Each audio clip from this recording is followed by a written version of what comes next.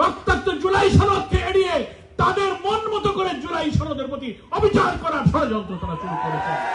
এই 4 মাসে বিএনপি কখনো বলেনি যে আমরা এটা মানি না, এই রাষ্ট্রপতির আদেশ কোন এখতিয়ার নাই, এই গণভোট সংবিধান বিরোধী। 4 মাসে কোনো কথা বলেন নাই। বৈষম্যহীন একটি চমৎকার নতুন বাংলাদেশ চেয়েছিলাম। ক্ষমতাসীন দল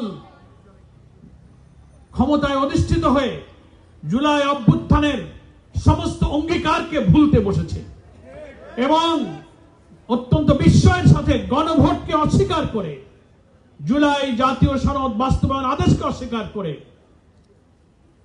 সংবিধান সংস্কার পরিষদের সমস্ত রাষ্ট্রপতির আদেশকে অস্বীকার করে বাংলাদেশের মানুষকে ক্ষমতাসীন বিরোধী দল যারা এই জুলাই বিপ্লবের বেনিফিশিয়ারি তারা দেশবাসীকে বিস্মিত করেছে, হতবাক করেছে। আমরা আজকে রক্তাক্ষরে জুলাইয়ের এই চত্বর থেকে পরিষ্কার বলতে চাই,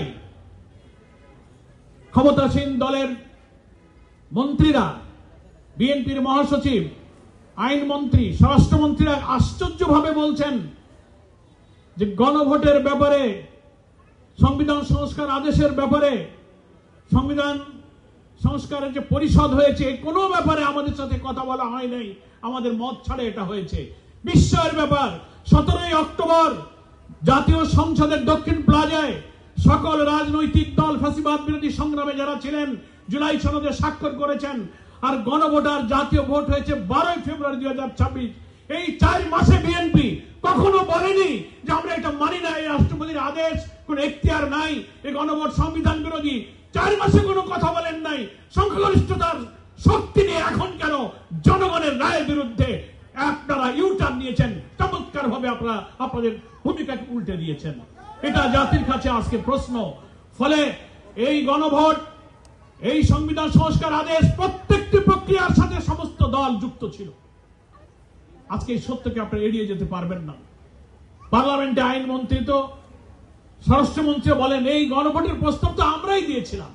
বিএনপির 31 দফার প্রথম দফাই হচ্ছে আমরা রাষ্ট্র ক্ষমতায় গেলে সংবিধান সংস্কার কমিশন গঠন করব। এখন ওনারা সংস্কার বোঝেন না, সংশোধনের নামে রক্তাক্ত জুলাই সনদকে এড়িয়ে তাদের মন মতো করে জুলাই সনদের প্রতি অবিচার করার ষড়যন্ত্র তারা শুরু করেছে।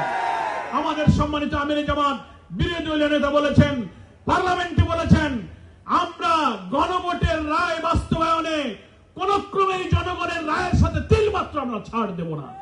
কোন হুমকি দিয়ে চক্রান্ত করে গণ রায় বাস্তবায়নের এই সংগ্রামী পথ থেকে কোন রকম বিচ্ছিন্ন করা যাবে না।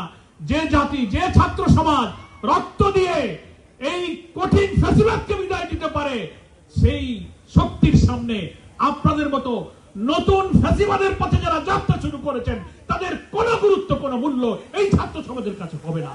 ফলে সময় আছে, ছাত্র জনতার রায়ের প্রতি সম্মান প্রদর্শন করে আপনারা এই সংবিধান সংস্কার পরিষদের অধিবেশন আহ্বান করুন, জুলাই সনদকে মেনে নিন এবং রাজনীতির এই কঠিন সংকট দূর করুন। তা না হলে জাতি একটি নতুন সংঘাতের দিকে চলে যেতে পারে।